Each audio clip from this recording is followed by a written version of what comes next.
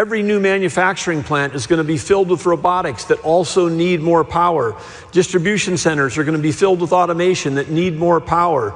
Any industry that you can imagine is going to need more power tomorrow than it does today. And so with that, I would say again for policymakers, the key phrase, we need innovation, not regulation. Regulation is backwards looking. There are no history books talking about, the unelected bureaucrats who came up with a great idea to try to move their ideology to restrict innovation. That book doesn't exist. We want to fill the books with innovators and inventors.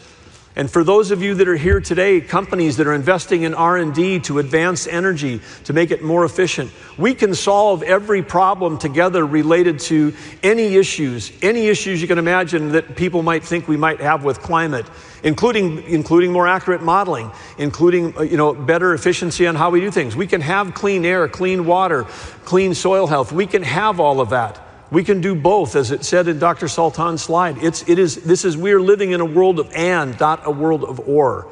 And when we do that, I want to understand the United States is taking a completely different 180-degree change.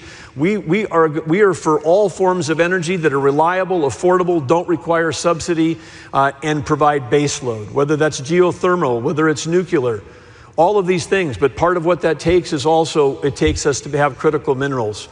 And as you know, there's been some disruption and some threats to the supply chain of critical minerals.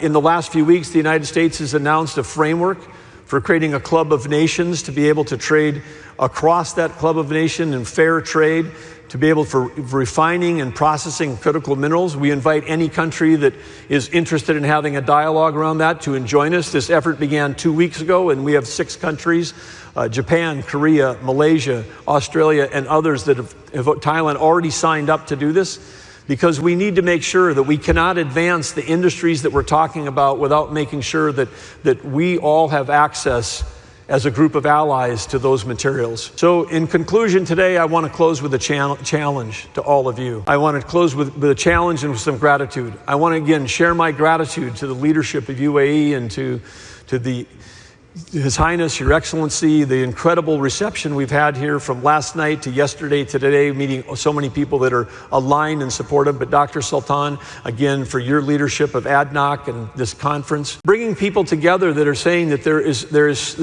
is actually something more important than the regulations. And that thing that's more important than the regulation is the innovation that will solve all the problems that the regulators are trying to solve and then some. But we have to break free the human spirit, the ability to move forward and to take the power, this general purpose technology of AI, and apply it broadly and freely to so many different solutions. And when we do that, working together, there is really no limit to what we can accomplish. We can raise the standard of living for people around the world.